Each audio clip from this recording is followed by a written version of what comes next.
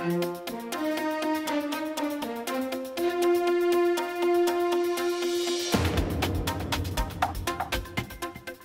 advocates representing more than 40 organizations were challenged and heard a message of hope at the SpeakOut Illinois Educational Conference in Rosemont. While I wouldn't compare myself with Martin Luther King, like Martin Luther King, I feel I've been to the mountaintop. I've seen the victory lying ahead.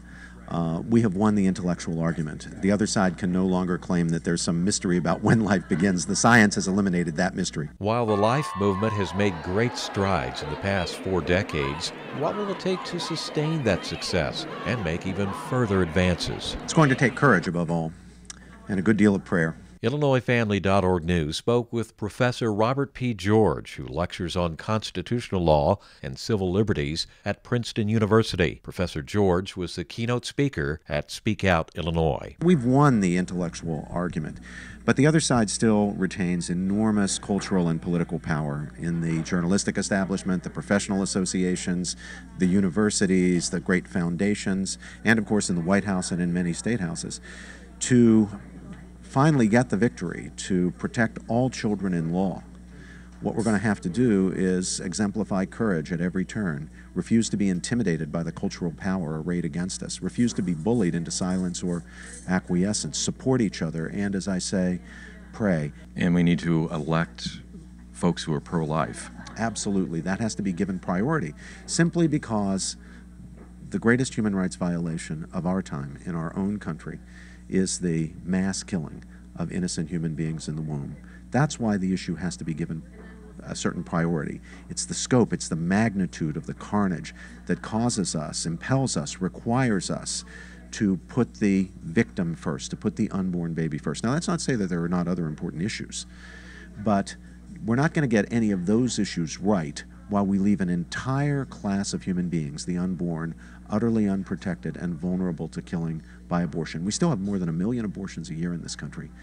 We've got to do something to stop that, to turn that around, and that means working tirelessly to elect pro-life representatives and executives, and to press for the appointment of pro-life judges, or at least judges who will respect the Constitution and not impose the abortion license on us.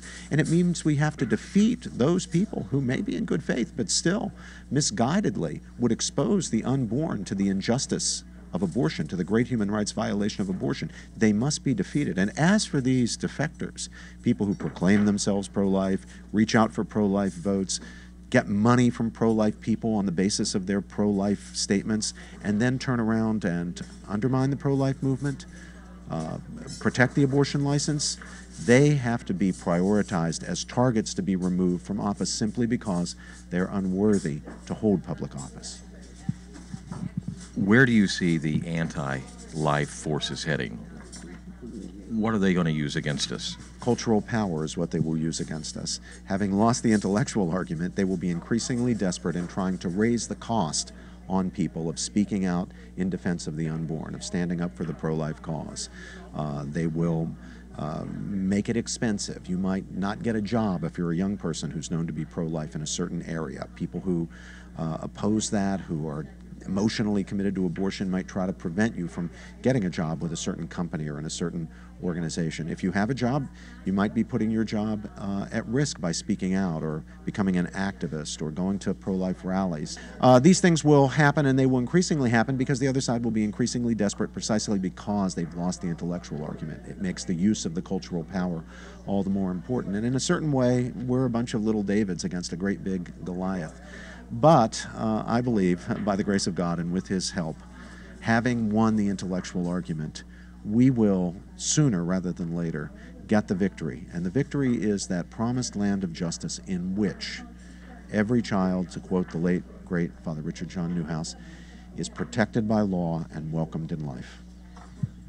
Can we make inroads in that cultural fight? Yes, of course we can. I find it with my own young people teaching.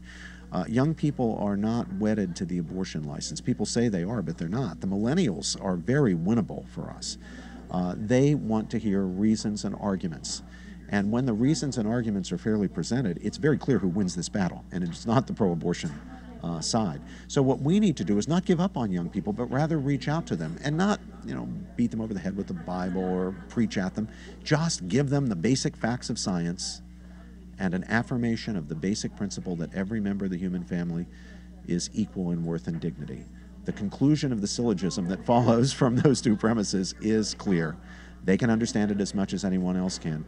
We can win this fight, and we can win it at every age level and with every demographic group. But we have to have the courage to be able to engage it, to make the argument. SpeakOut Illinois presented Professor George with its 2015 Henry Hyde Leadership Award. Ralph Rivera with Illinois Citizens for Life garnered SpeakOut's Life Advocate Award. For IllinoisFamily.org News, I'm Monte Larrick.